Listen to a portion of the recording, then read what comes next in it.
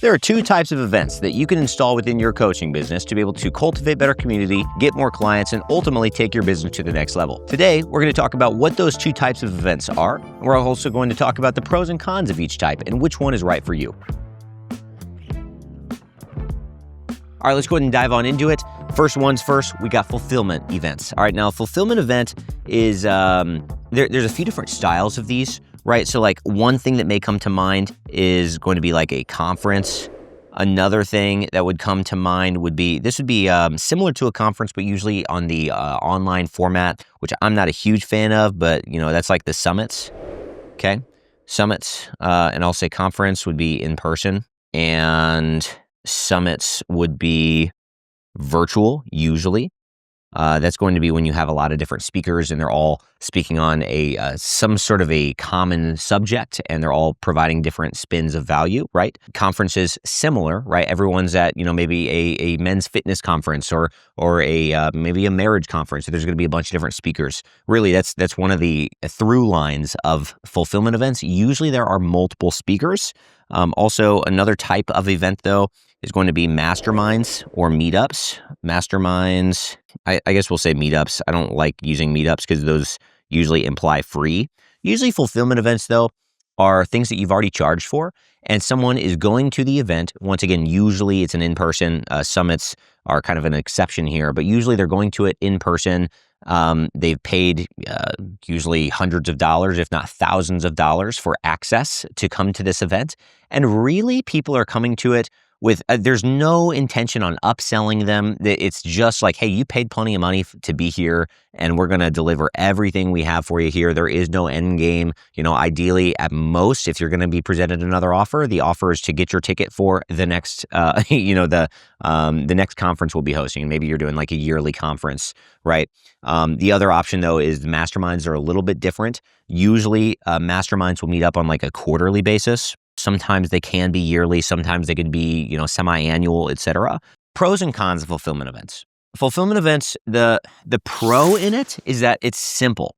It's simple in the fact that like you just need a space, you need some speakers, and you need to sell tickets, right? There's not much of a business behind it. Don't get me wrong, I'm not trying to minimize conferences. Conferences are a bunch of work to put on, but it's not something that like it's not like you're hosting events year round. Typically, it's not like you're, doing events every single month. Usually if you have a conference-based business model. Summits, a little bit different, but oftentimes, you're going to do one big annual summit where you have a whole bunch of speakers contribute, etc. Masterminds, once again, you're doing a few a year. But really the point in someone coming to an in-person event, or AKA a fulfillment event, they're wanting to rub shoulders with other people in the room. They're trying to network. It's not about necessarily the power of the speakers. It's not necessarily about some crazy outcome. Usually the goal in the fulfillment events is to create community. And so in my opinion, let's just go ahead and say goal is for community. In my opinion, the perk in these, or the pro in fulfillment events, is they're great for community. In other words, they're also great for loyalty, right? Because once relationships are formed, people want to come back. People want to stay a part of that community. And so the perk is going to be loyalty. Now, there are some great pros. Once again, loyalty and relationships being the main one. The con, though, that is just hard to look past, in my opinion, especially if you're a smaller business owner. Number one, it's really hard to sell tickets for fulfillment events. And when you do, oftentimes there's not a lot of profit in them. So think about it like this. If you went out and rented a conference space, okay, a conference space is not going to be cheap by any stretch of the imagination. So the conferences will not be cheap. The masterminds can be cheap. But if you try to ball on a budget, it's oftentimes easy to be seen that you were balling on a budget, right? People will leave with kind of a sour taste in their mouth if you cheaped out on food options for people, or maybe you got a stuffy conference room. They're not super exciting. You have to host these, usually in a mastermind setting, they're hosted in really cool spots. Maybe you get a really dope, like a mansion Airbnb style spot. Maybe you personally own a mansion. Maybe you have a really, really nice penthouse and you could rent an awesome spot within your penthouse, within the high rise, you could get a really cool spot. So the point of masterminds is like, you're wanting this like really cool, luxurious in-person experience that helps people think on a new level. And so that will oftentimes cost you a good bit of money to rent that out, get food, get catering, et cetera, et cetera. Conferences, you're going to have audio and AV. Oftentimes you'll need that for your masterminds as well, depending on how many people are coming. You'll need audio AV, you'll need insurance, you'll need marketing material. You'll need to make sure that you have people working the event as well, checking people in at the desk whenever they get there. It's a lot more bandwidth. It's a lot more cost that goes into fulfillment events. And so that is honestly one of the things you really need to take into consideration if you're interested in doing one of these. Another con that you have to think through, or just a roadblock that you're going to make sure that you need to anticipate for, if you think about it, the nature of a fulfillment event is that you have to make sure you're covering all of your expenses just from ticket proceeds, right? Like you're not trying to upsell them anything once they're at the event. And so if that's the case, you need to charge a high enough price point. Well, oftentimes it's multiple hundreds of dollars, if not multiple thousands of dollars to come to your event. And so that in and of itself, the barrier to entry is going to be a little bit higher for someone to decide, do I really want to go to this event or not? Because it is going to cost me a little bit more money. A third con that you need to really think through if you're going to do this is that on top of the money for the tickets, you have the travel hurdle. Okay, if someone's going to attend your event, maybe they live in Seattle or maybe they live in Boston, right? And you're going to host your event in Miami, or you're going to host your event in Nashville or Chicago, right? People may have the dates free, but maybe they just don't like to travel. Maybe they don't like to deal with TSA. They don't want to go fly. Maybe they can't actually get away from their kids in the evenings. They've got the daytime totally available. They'd be, during the daytime, they'd be totally free to attend your event. But at nighttime, no, they've got those plans in the evening. They've got to take care of their kids. They got to go to their kids' soccer game, or maybe they already had a date night planned, or maybe they already had something on the schedule. So you have the schedule hurdle and the travel hurdle as well. The fourth and final point that I would say is a con you need to think through if you're going to be hosting fulfillment events, especially in-person events specifically, is that they are a little bit harder to max out, right? Max out your potential, max out the total amount of people that can come to your event. If you think about it, an in-person event, you're going to have a physical room block. You're going to have a physical room limitation, right? So if you have a conference room, the conference room is going to have a preset amount of people that can even fit in that room. Whether it's 50 people, 500 people, or 5,000 people, there's only so many people that can buy a ticket and actually get in there based on fire codes and room restrictions. And so even if you start selling tickets like hotcakes, even if you've got a huge audience, the people that are more than happy to travel across the world or travel across the country or the state to go to your event, even if the finances for them isn't an issue, the travel schedule isn't an issue for them. If that's the case, and you kind of have this perfect ideal situation, and your tickets are selling great, now you will run up against the roadblock of you can't fit that many people in a room. Like you can technically, you go get a 5,000 person event. That's great if you've got that sort of an audience. But if you can fill the 5,000 people, dang, who knows? Maybe you could have fit 6,000 people. Maybe you could have sold 10,000 tickets. Maybe the most we've ever sold is 15,000 tickets. Now that was for a virtual event, but that's the point. Is that there's unlimited amount of people that can attend a virtual event as compared to an in-person event. And technically speaking, you can always get creative on this. You can always do an in-person event and then sell virtual tickets as well. But then obviously there's going to be a little bit more complexity in that. And then obviously it's less desirable to watch the virtual presentation because the point of the in-person event is to be able to go, rub shoulders with people in the room. Like that is the point of these fulfillment events. So you got to think about that as well. Technically speaking, probably just wrote down quite a bit more cons than there are pros. But I will say the pros there, the loyalty and relationships is incredible. If you could pull these off well, it's really, really, really powerful to integrate into your business. And so then the question would be at what point do I know that this is right for me? At what point do I know that I should be hosting a mastermind and getting a room block at some hotels, or, whether it's getting a really nice mansion Airbnb to host this at, or, a conference room or something. At what point do I know this is right for me? So let's talk about that. I would say in general, it's not a good time to do this if you are just getting started. If you're making less than a couple $100,000 a year, honestly, even if you're making less than a couple $1 million a year, I don't know that this makes the most sense for you to do. Because once again, like, if you want to host a really good in-person event, a really good fulfillment event, right? It's going to cost you tens of thousands on the very low end, all the way up to, I mean, the most I've seen is, $400,000 or $500,000, even just for like a 500 person event, right? They're not cheap to host. And so make sure you got to have the profit set aside. You got to have the operating budget that you can easily go put that in there, because the thing with these events is that they're upfront expenses. So you have to make sure that you're okay with committing to that 500 person conference room, plus the audio and visual crew, plus the insurance, plus, all the marketing to sell all the tickets. You got to make sure you're okay with paying all those expenses and then selling tickets, because you can't sell tickets to a conference. Like, no one's going to go buy a ticket to your in-person event when they don't even know where it's at and you don't have a venue locked in. So you have to be okay with outlaying that cash on the front end. So in general, I would recommend waiting, ideally, honestly, until you're making at least a couple $1 million a year. So we're just going to say when to implement would be at least multi 7 figures per year.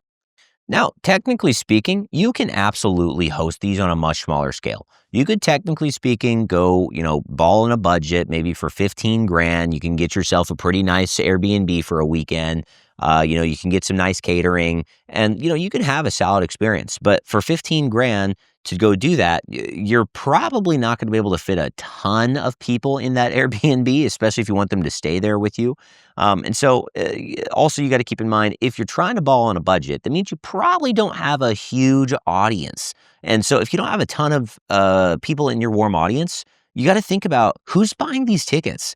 The people that want to go to your in-person events are the people that have already known, liked, and trusted you for a little while.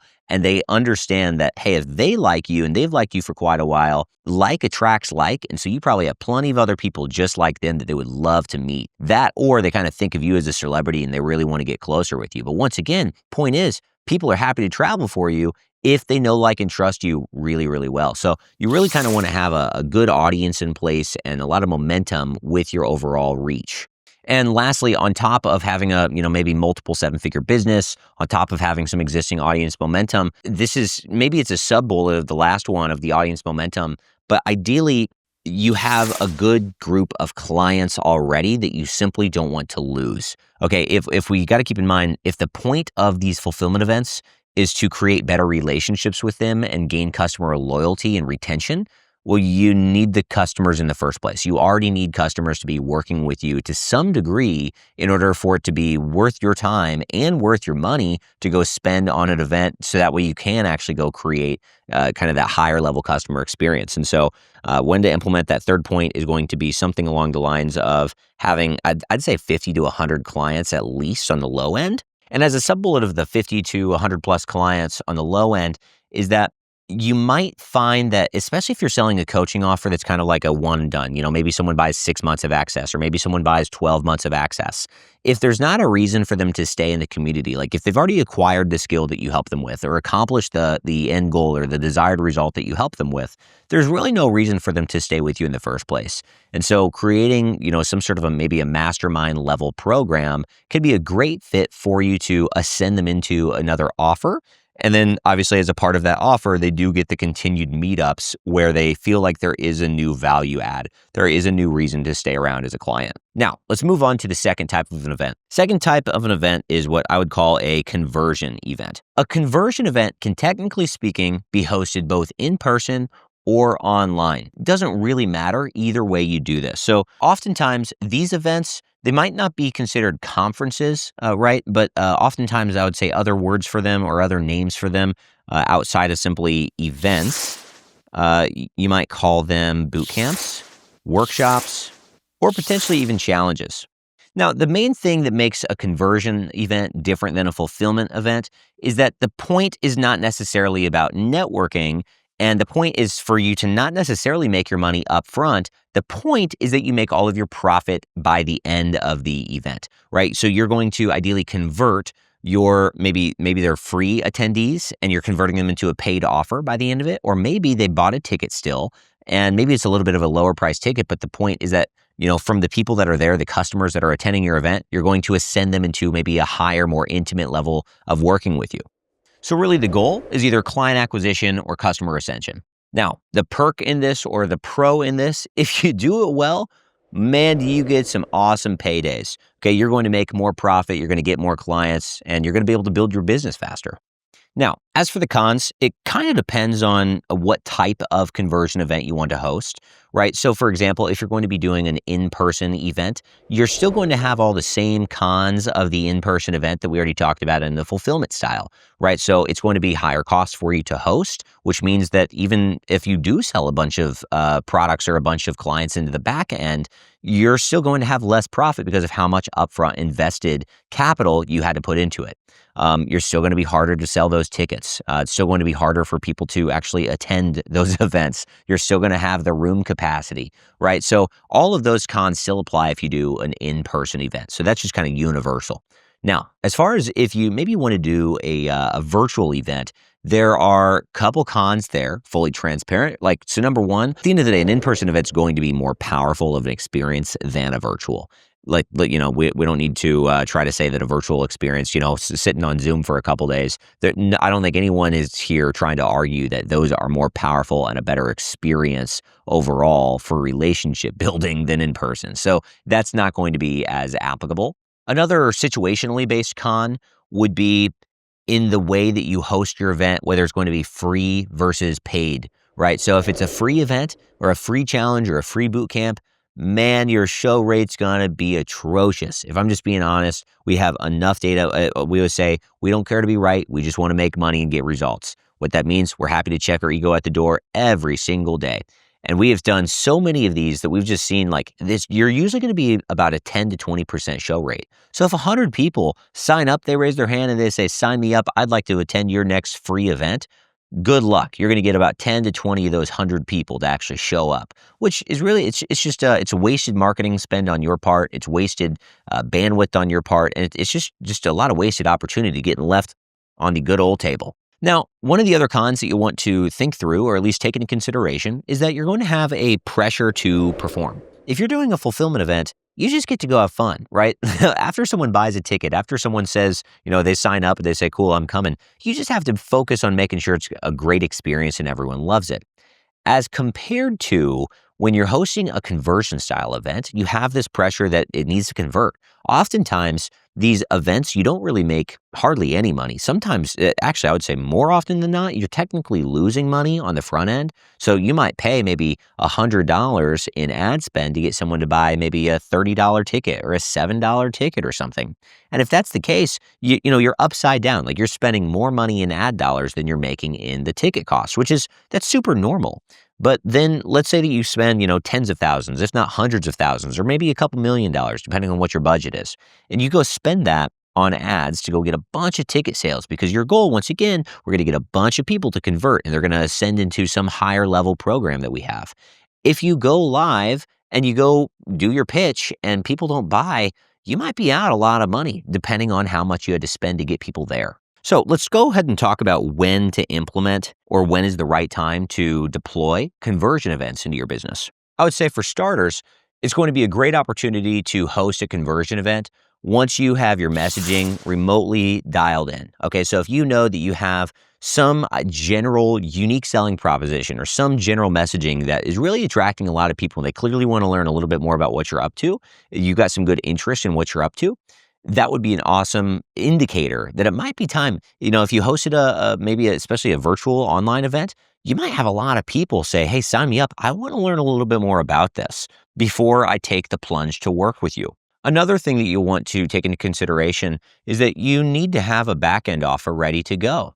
Now, you don't necessarily have to have sold this offer before. Oftentimes, people even use a conversion event to go launch their first ever high ticket program. Or sometimes maybe you've been selling high ticket on a one-on-one capacity. And at this point, you're ready to say, hey, we need to convert this to a group program, right? We're ready to launch a group coaching program, but we don't really want to enroll one person at a time into the group coaching program because that's kind of weird for the first couple clients when they find out this is a group program, but I'm the only person in it, right? So this would also be a great time if you're ready to launch a new offer. And secondarily, it's also a great time if you already have some sort of even a remotely scalable high ticket coaching program or a consulting service or something that, it's okay if you enroll 10 people in the same day, maybe even a couple hundred people in the same day. If you have a program like that maybe it's already ready to go, or maybe you just have to make a couple tweaks and, right now it might not be ready, but hey, after a month or two, after getting a few more people in there, you could easily have the bandwidth to then go hire coaches or hire support staff to help out your clients. If your offer has already been selling and you already know who makes for a great client, who's not a great client, you already have some case studies and testimonials, that's also an incredible indicator that this would be a great type of event to deploy into your business. Another thing you'll need to take into consideration is that you're not afraid of the camera, right? Not afraid of the spotlight. See, the point of these is that if you have a bunch of people buy tickets, they want to hear from you before they're ready to enroll into your high ticket program. They want to feel like they've built up a little bit more of that natural know, like, and trust factor before they're ready to even hear about your back end offer. And so that means they want to hear from you. So whether that means you're up on an in-person physical stage, or if you're talking on Zoom for a couple days in a row, you got to be okay with being in front of a bunch of people and really your public speaking abilities. That does not mean you have to be an incredible communicator or I would say an incredible public speaker, right? We've had plenty of people that are a little awkward, right? They're not exactly the most eloquent speakers in the world. But if they're true subject matter experts, and that's actually going to take us to the next point, is that you have to be a subject matter expert. You have to truly be an expert at something, right? If you truly are, even if you're a little awkward, even if you're not the most eloquent of speakers, people can sense that expertise. There's a weight to your words, and they can really take that seriously, and they're going to be much more likely to convert after they've, seen you speak for a while. Another indicator that you're ready for these is that you're not afraid of failing or potentially looking silly. What I mean by that, some people feel as if they have to be perfect and crisp and polished and professional, and everything has just got to come out so eloquently. Almost as if they want to run everything through, ChatGPT or AI. See, the point of these virtual events, or honestly, even in-person events, the point of a conversion event is that someone wants to see that you're the real deal. They don't want the ChatGPT version. They don't want the polished version. They don't want someone hiding behind a camera that's been plenty edited and, high quality production. Like, things don't have to be perfect. They just want real. And so it's okay. If you stutter over your words a couple times, you say a couple times, maybe you have a hiccup, maybe something goes a little awry. If you're the type of person that can roll with the punches and you're still happy to have a great time and you're going to make the best of it, you're going to squeeze the juice out of that lemon either way, amazing. This is for sure going to be an incredible opportunity for you. Now, we've talked about a few of the indicators that you'd know when this is the right time to implement. And so maybe you're going through this list and you're like, yeah, I honestly match up with a lot of these things. I think I would be ready. Then the next question might be like, how do I cut my learning curve in half? How do I make sure that I have the smoothest on-ramp for a good conversion event? Because if you understand, really a conversion event should happen well before you start hosting fulfillment events. Once you're good on stage and once you're consistently getting a bunch of customers, great, then for sure do some fulfillment events. Have some fun with those existing clients. But if you're trying to get more clients right now, you're trying to continue to grow your business, I'd say focus on these conversion events. And so one of the easiest, lowest cost startup ways to do these is my number one, making them virtual. Okay, so after you decide, let's go with virtual, next thing you want to take into consideration is, should it be free or paid? I would highly encourage you go with paid. And the reason being on that is that people pay attention to what they pay for. Once again, we've seen with the free events, the free challenges, things like that, even on the virtual scale, is actually, especially on the virtual scale, you're really going to have about a 10 to a 20% show rate on those virtual attendees if they are free. Okay. However, if you charge as minimal as even $7, even $1, we've tested this out, $1, $7, $9, all the way up to $297. Usually, even a single digit price point, once again, $1 up to $9, you'll typically get a 50 to a 75% show rate based on what we've been seeing here as of late 2025. Additionally, for why you want to do this paid, outside of just the show rate increasing, think about for the people that are there, they're now paying customers. And so you don't have to try to get these freebie seeking leads or these freebie seeking prospects to then go buy your back end offer. Okay. Instead, you're giving an offer to existing customers for them to simply continue working with you. It changes the dynamic a bit, and especially with the, if we take into consideration that pressure to perform, if you're maybe not the best at selling from stage, or maybe you don't have a ton of experience, I can tell you with certainty, it's a whole lot easier to get someone who's already paid you a little bit of money to have them pay you more as compared to getting I would say a free lead or a prospect that hasn't paid you anything, getting them to pay you a high ticket price. Now, if you're sitting here thinking like, cool, paid virtual event, Zach, I got it. I'm super down to do that. But there's still a lot of the things that I don't know. What should I make my event about? How should I title my event? What should it be called? How long should it be? Should it be 2 days, 3 days, 5 days? How many hours a day should I go live for? How do I make sure that I don't teach too little, but I also don't teach too much? How do I create a high value buying environment where people are really likely to ascend into that back end package or that back end offer that I want to sell them? Or how do I make sure that I sell a ton of tickets? How do I make sure that I'm not talking to 10 people, but instead I got a couple hundred people, maybe even a couple thousand people? How do I make sure I don't lose a ton of money on ads? How do I try to, make sure that my ads are working as absolute best as they possibly can? Or lastly, who knows? What if it works well? How do I continue to maximize it? How do I continue to get better and better and better? Fully transparent and shameless plug. That is all we do. I own paidevents.com, paidchallenges.com, paidbootcamps.com. I own it all, okay? That is all our team does is we help coaches just like yourself. If you're sitting here and you hit some of those other criteria of, you have some good messaging and maybe a USP, or maybe you're at least on the right lines. You either want to launch a new offer or maybe you have an existing offer. You're ready to scale. You're not afraid of the camera. You're not afraid of being in the spotlight. You are truly a subject matter expert. And also you're not afraid of looking silly. You're not afraid of simply learning and doing something new. If that's you, that's all we help our clients do. So I encourage you, go check out the link in the descriptions or go straight to just paidevents.com.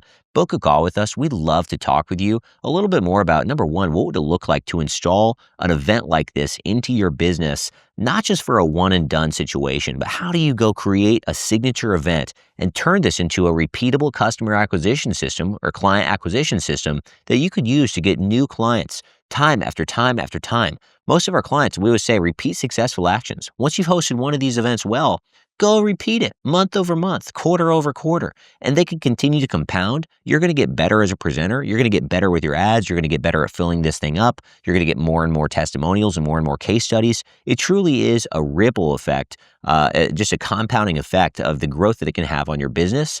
And honestly, it's truly the most exponential way, in my opinion, to grow a business because you're not selling to people one-on-one. You're selling to people in an exponential way. You're selling one to many. And once again, doesn't matter if you've got 10 people that hear your pitch or 10,000. You're only making the same pitch one time. And it just depends on how many people are there that can then buy it. So you might have a couple people enroll into your back-end offer. You might have a couple hundred, who knows, even a couple thousand people, depending on your audience, depending on how good you are, et cetera. So anyway, if you'd like our help, go to paidevents.com, book a call with either myself or someone from my team. We'd be more than happy to chat about what that would look like to deploy into your business. And we have a couple different solutions we could potentially help you out with. Now, that's about all I have for you today. If you got any value out of this specific episode, I encourage you and please ask of you, if you could hit that subscribe button, make sure, share this with a friend, maybe someone else that's an entrepreneur that really needs to hear this. And, whether it's leaving a comment, leaving a review, a rating, really helps myself and the show out quite a bit more. And who knows how many entrepreneurs you can help simply by bumping up the show. If you're interested in following along with the show, we've got episodes every Tuesday and Friday coming at you. Once again, Tuesdays are business full on. Fridays are Faith Forward Fridays. So once again, invite you, subscribe to the show. Can't wait to see you on stage.